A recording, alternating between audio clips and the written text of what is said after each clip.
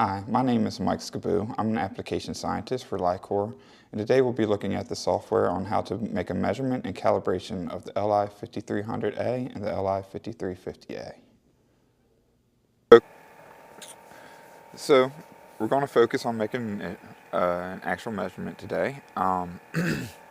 As you can see, I already have the system initialized, set up my set up my data file and where that's being saved. I have it on the low flow idle. I'm going to leave that clicked. You'll see that the gas flow rate will go to the 300 before it works. I've already done a leak test. I'll do one again just to make sure that we pass. So I've clicked on the leak test. You can see it changes up at the top. I get the red bar.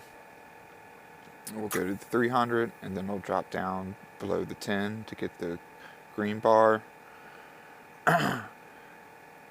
And then after about 15 seconds now, we'll be able to, or the leak test will be over.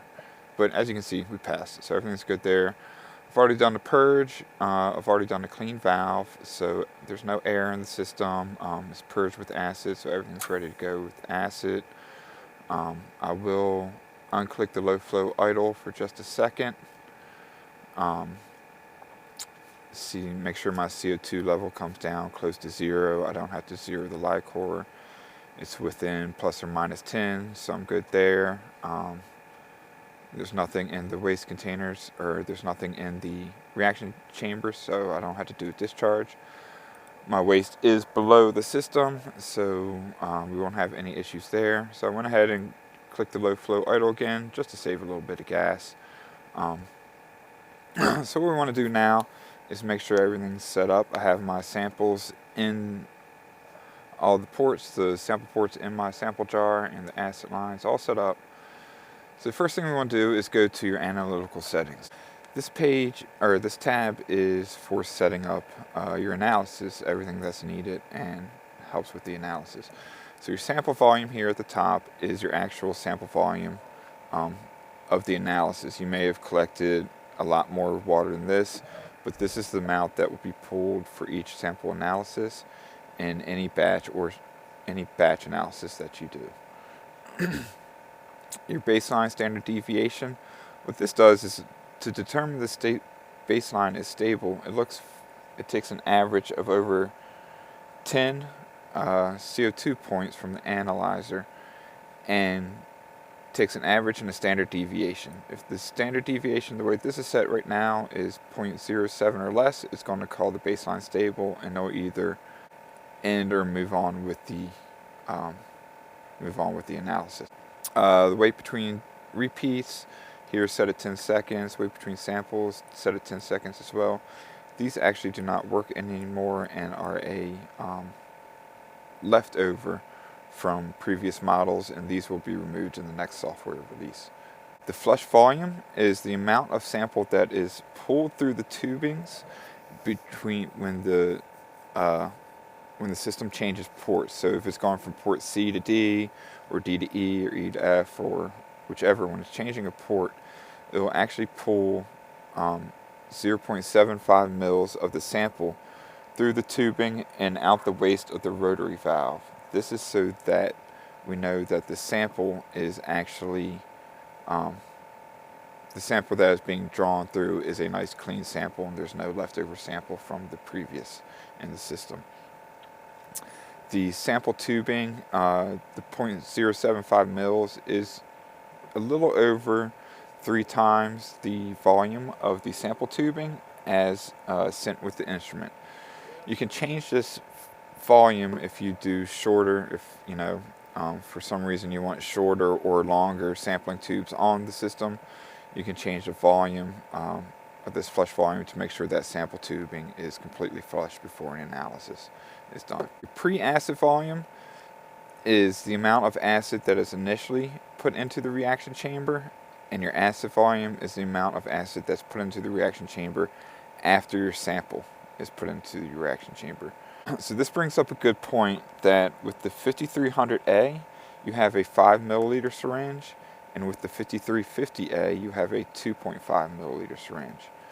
The way the analysis works is your acid volume this block here, and your sample volume are pulled into the syringe and held in the syringe at the same time.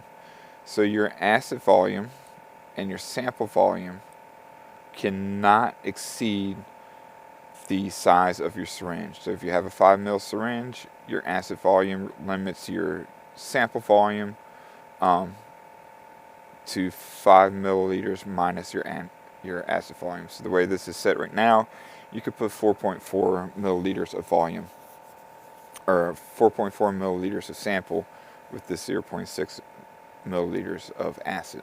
So do keep that in mind. If this was a 2.5 milliliter syringe, right now we could go up to 1.9 milliliters of sample at the 0.6 acid. So your injection speed is steps per second, and we set this at a highest rate of 2,000. This affects how quickly the sample is injected into the system. Depending on what you're doing, you may want to speed it up, slow it down. If you speed up the injection speed or slow it down, you can control this peak and where the peak is to keep it within range of the analyzer if you have a really high carbon dioxide capture sample. Your end analysis base are these two boxes for your end analysis. These are how the software determines when an integration is done and the full sample has been analyzed.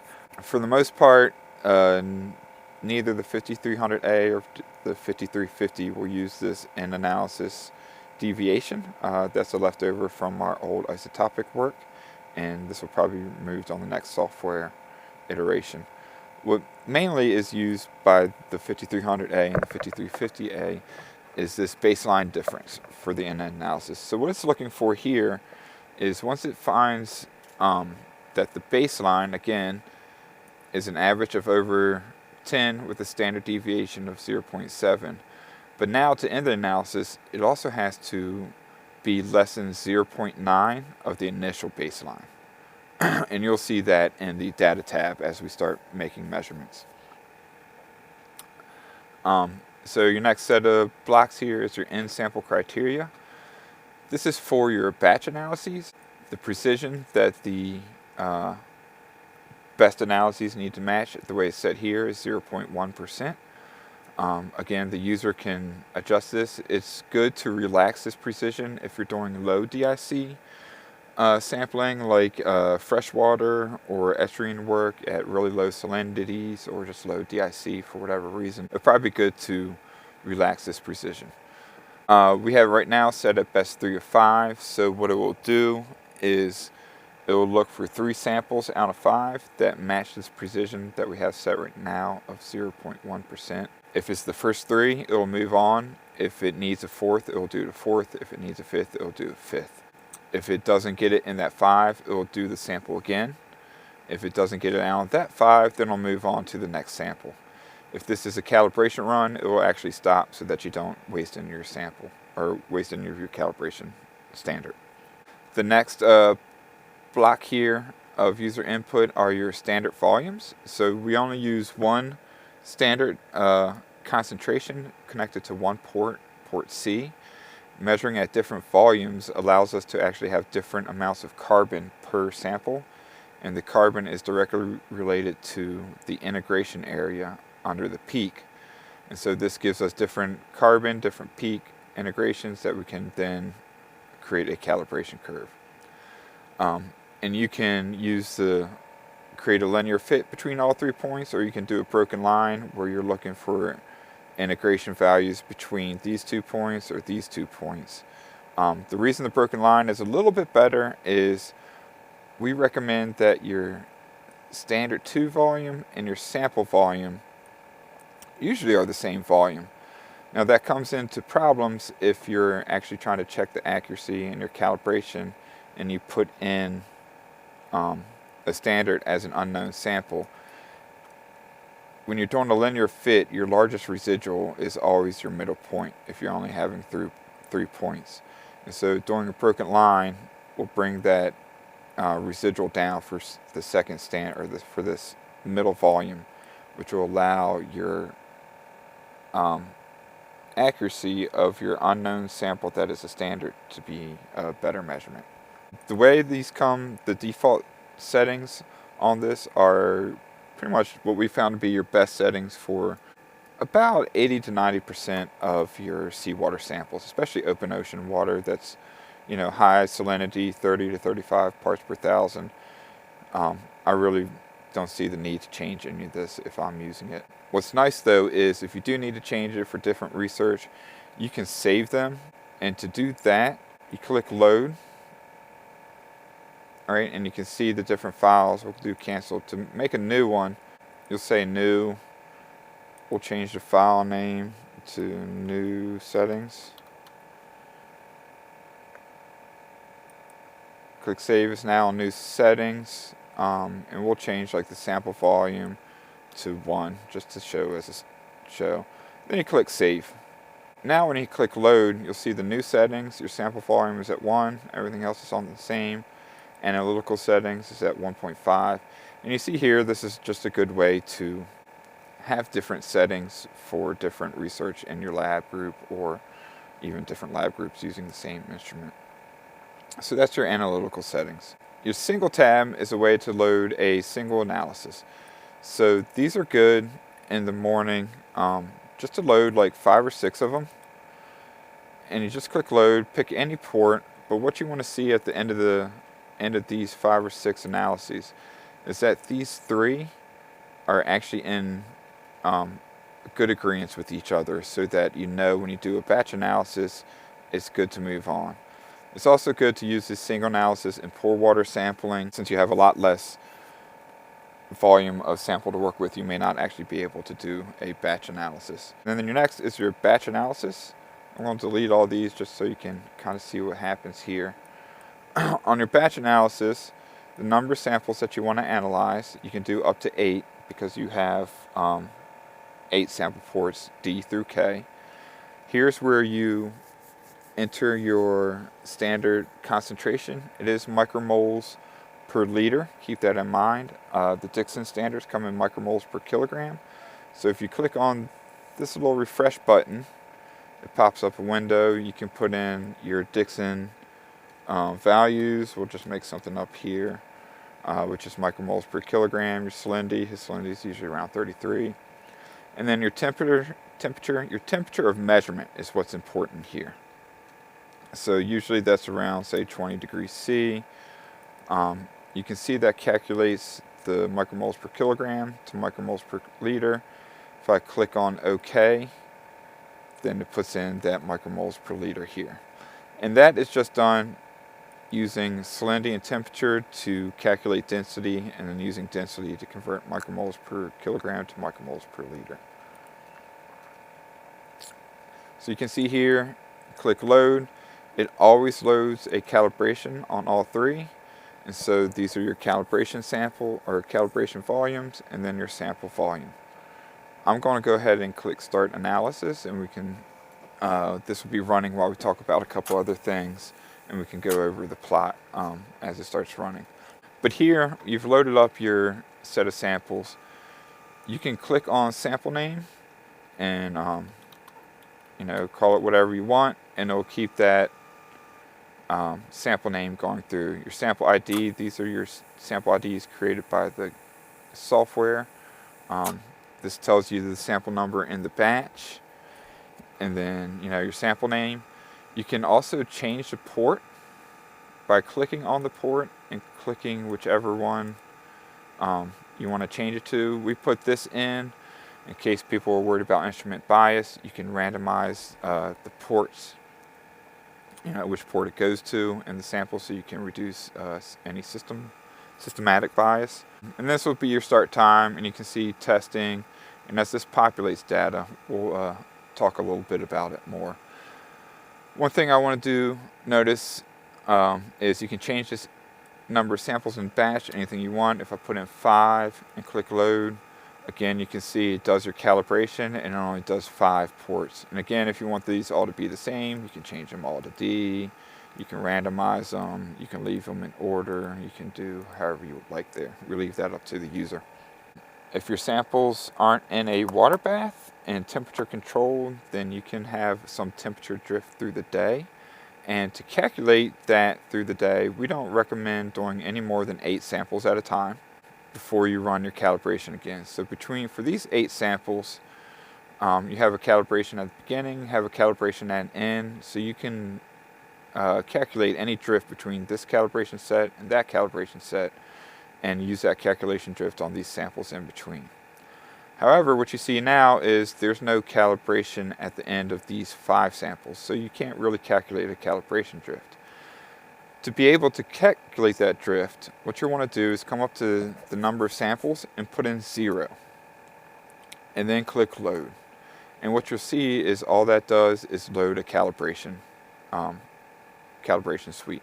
So now you have a calibration suite at the end of your run, at the end of the day, so you can have your starting calibration, your middle of the day calibrations, and your end of day calibration without running any extra samples. And you can calculate drift through the day. The 5350 and the 5300, if you keep everything in a water bath, there will be very little drift through the day or through the instrument.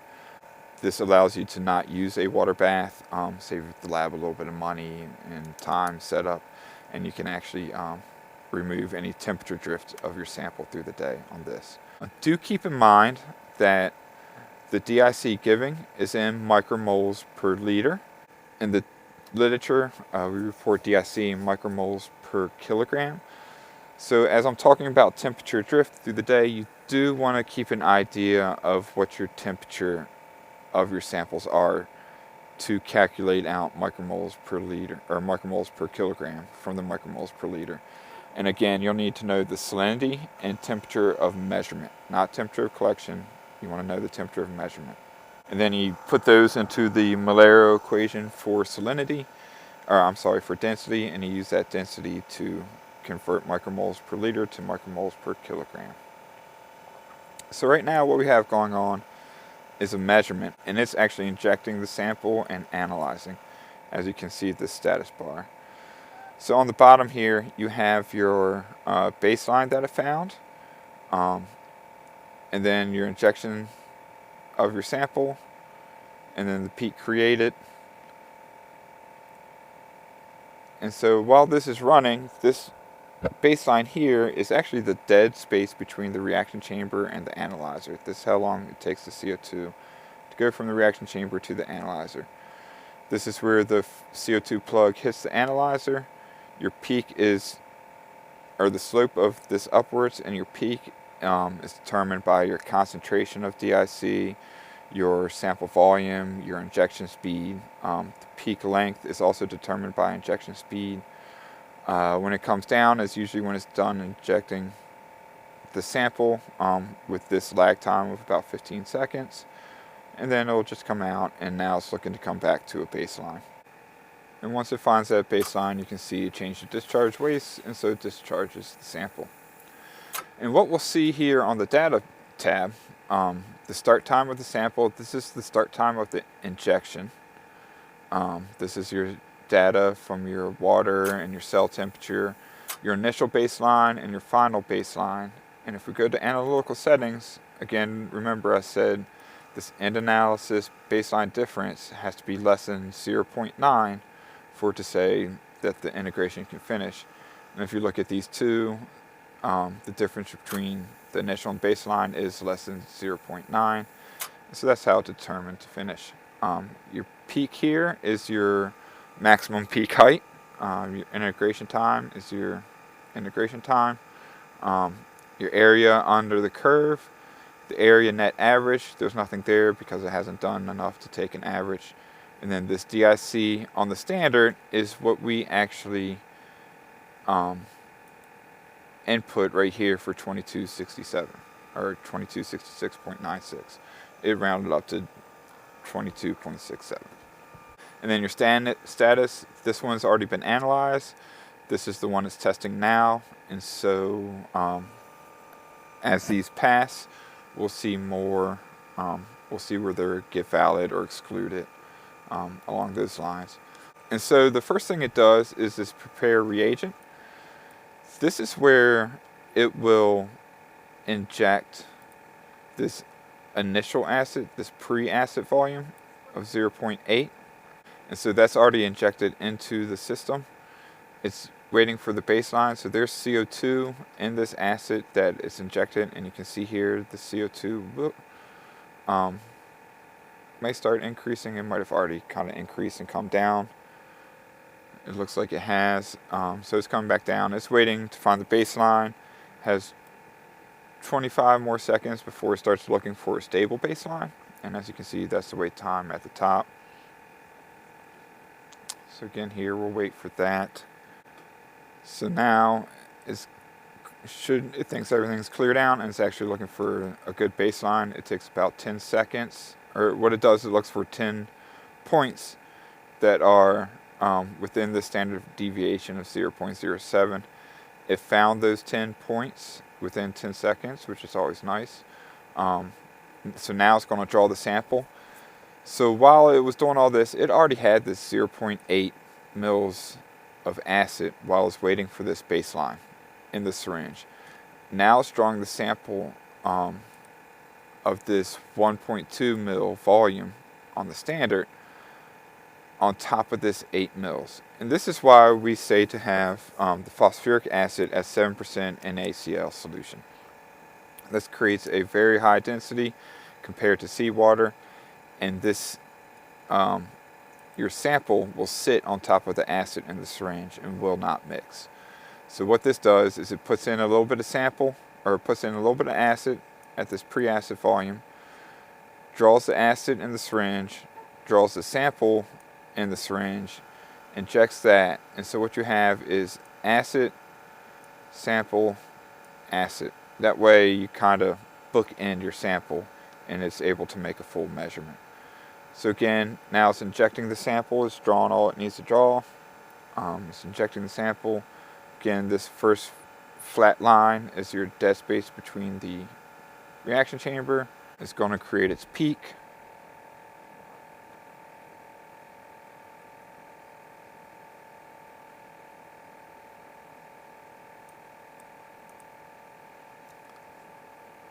You can see the peak is being created, it's measuring, it's already coming back down.